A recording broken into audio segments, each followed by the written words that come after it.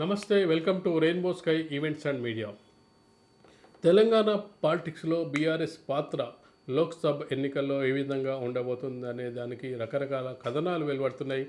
లోక్సభలో అభ్యర్థులు దొరకట్లేదు ఎన్నికల్లో పోటీ చేయడానికి అని చెప్పి రోజు మనకు పత్రికల్లో వార్తా కథనాల్లో వెలువడుతున్న నేపథ్యంలో అనౌన్స్ చేసిన క్యాండిడేట్స్ కూడా మేము పోటీ చేయడం లేదని తప్పుకుంటున్నారు.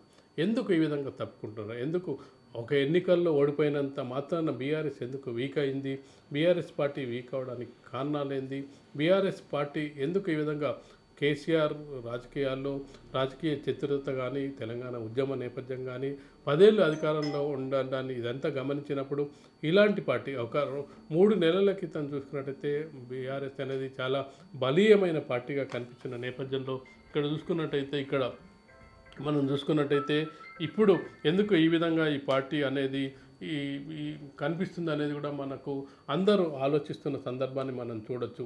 ఒకవైపు చూసుకున్నట్టయితే లోక్సభ ఎన్నికలు అన్నప్పుడు ఖచ్చితంగా కూడా జాతీయ పార్టీల మధ్య కొంత పోలరైజేషన్ అయ్యే అవకాశం ఉంటుంది. గత ఎన్నికల్లో కూడా మనం చూడడం జరిగింది.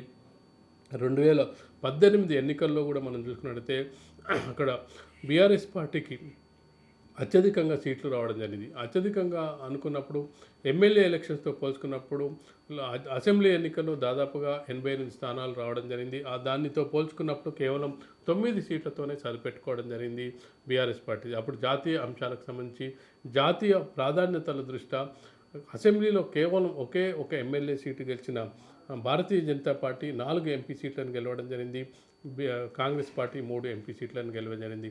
ఇప్పుడు కేవలం లోక్సభ గతంలో చూసుకున్నట్టయితే వాళ్ళకొక వాదం ఉంటుండే బీఆర్ఎస్ పార్టీకి, కారు సర్కారు 16 సీట్లు అనే ఒక వాదంతో మేమే కేంద్రంలో చక్రం తిప్పుతాం, ఏదైతే రేపు కేంద్రంలో ఏర్పడబోయే ప్రభుత్వంలో మేమే కీలక పాత్ర పోషిస్తామని చెప్పడం ద్వారా అయినప్పటికీ అక్కడ కేవలం 9 సీట్లే గెలవడం జరిగింది. అధికారంలో ఉన్నప్పటికీ 6 నెలల క్రితమే అధికారంలోకి వచ్చినప్పటికీ కేవలం 9 సీట్లతోనే సరిపెట్టుకోవడం జరిగింది. ఇప్పుడున్న పరిస్థితిలో బీఆర్ఎస్ పార్టీ లోక్సభలో పోటీ చేసే అభ్యర్థులు ఒక్కొక్కరుగా తప్పుకుంటున్నారు. చాలామంది అసెంబ్లీ వరకు చూసుకున్నట్టయితే అసెంబ్లీలో గెలిచిన ఎమ్మెల్యేలు కాంగ్రెస్ వైపు చూస్తుంటే లోక్సభలో గతంలో పోటీ చేసిన చాలామంది ఎంపీ కంటెండర్స్, మాజీ ఎంపీలు బీజేపీ వైపు చూస్తున్నారు. మనం చూసుకున్నట్టయితే లోక్సభలో ఇప్పుడు సిట్టింగ్లుగా ఉన్న బీబీ పాటిల్ జహీరాబాద్ ఎంపీ బీజేపీలో చేరి టికెట్ సాధించడం జరిగింది. ఇక నాగర్ కర్నూల్ ఎంపీ టికెట్ సాధించకపోయినప్పటికీ తన కొడుకు టికెట్ సాధించుకోవడం జరిగింది. ఇక గత ఎన్నికల్లో బీఆర్ఎస్ తరఫున పోటీ చేసిన భువనగిరికి సంబంధించిన బూర నర్సయ్య గౌడ్ బీజేపీ తరఫున పోటీ చేస్తున్నారు. ఇటీవలి కాలంలో 4 సీనియర్లు బీజేపీలో చేరడం జరిగింది. ఎంపీగా పనిచేసిన సీతారాం నాయక్ బీజేపీలో చేరడం జరిగింది.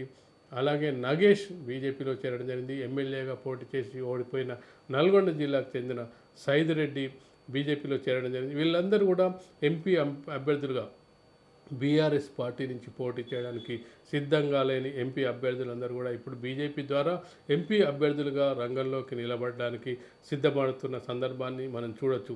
ఇంకా మన చేవెళ్ళ సిట్టింగ్ ఎంపీగా ఉన్న రంజిత్ రెడ్డి నేను పోటీ బోర్డు లేదని చెప్పి ఆ టికెట్ అనౌన్స్ చేసినప్పటికీ నేను పోటీ చేయట్లేదని చెప్పి అనౌన్స్ చేయడం ద్వారా తను కూడా కాంగ్రెస్ బీజేపీ అని చూస్తున్న సందర్భాన్ని చూసుకున్నట్లయితే ఒక ప్రాంతీయ పార్టీ అధికారాన్ని కోల్పోయినట్టయితే ఏ విధంగా ఈ పరిస్థితి ఉంటుందనేది మనం ఇక్కడ బీఆర్ఎస్ని చూసి తెలుసుకోవాల్సిన పరిస్థితి. చాలా ప్రాంతీయ పార్టీలు కూడా అధికారాన్ని కోల్పోయిన తర్వాత కొంతవరకు వాళ్ళు ఎదురు దెబ్బలు తింటున్న సమస్యలు మనకు అనిపిస్తూ ఉంటాయి. కానీ ఇక్కడ బీఆర్ఎస్కి వచ్చిన ఒక సమస్యను మనం చూసుకున్నట్టయితే ఎమ్మెల్యే ఎన్నికలు అయిపోయిన వెంటనే ఎంపీ ఎలక్షన్స్ రావడంతో వాళ్ళకు ఊపిరి పీల్చుకునే పరిస్థితి లేదు. అలాగే చూసుకున్నట్టయితే గతంలో ఎవరైతే అభ్యర్థులు ఖర్చులు పెట్టుకోవడం జరిగింది, మరి ఎంపీ ఎన్నికల్లో రాష్ట్రానికి ప్రాధాన్యత ఉండదు, లోక్సభకు ప్రాధాన్యత ఉంటుంది. లోక్సభ అంటే జాతీయ అంశాలే ఉంటాయి.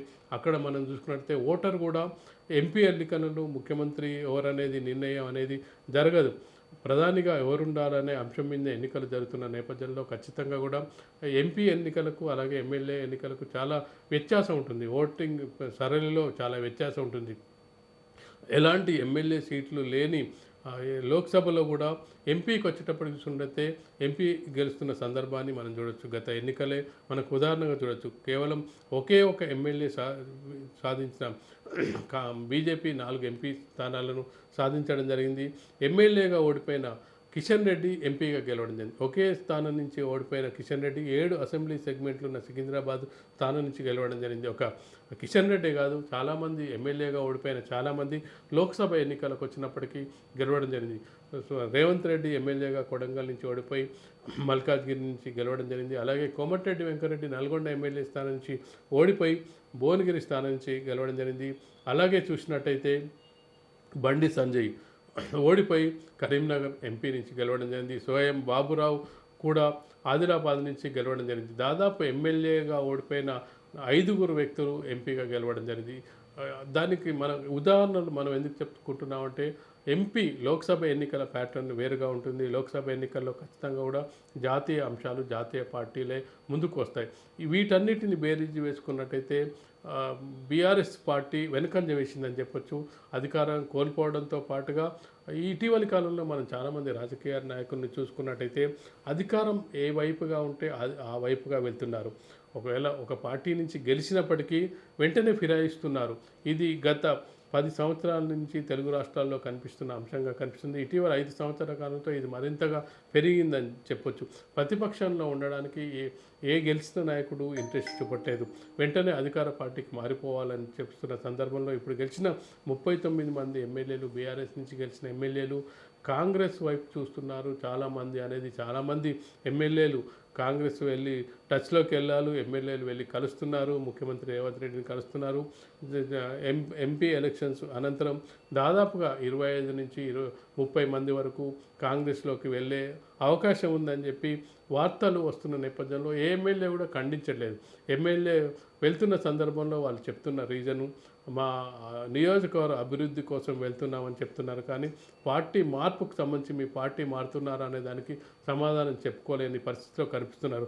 కాబట్టి ఖచ్చితంగా కూడా తెలంగాణ రాజకీయాలను చూసుకున్నట్లయితే లోక్సభ ఎన్నికల ప్యాటర్న్ ఒక విధంగా, అలాగే అసెంబ్లీ ఎన్నికల ప్యాటర్న్ వేరే విధంగా ఉండడంతో ఖచ్చితంగా కూడా ఇక్కడ బీజేపీ అలాగే కాంగ్రెస్ల మధ్య ముఖాముఖి పోటీ ఉండే అవకాశం ఉంది. చాలా చోట్ల మనం చూసినట్లయితే బీఆర్ఎస్ 3వ స్థానానికి పడిపోయే అవకాశం అయితే కనిపిస్తుంది.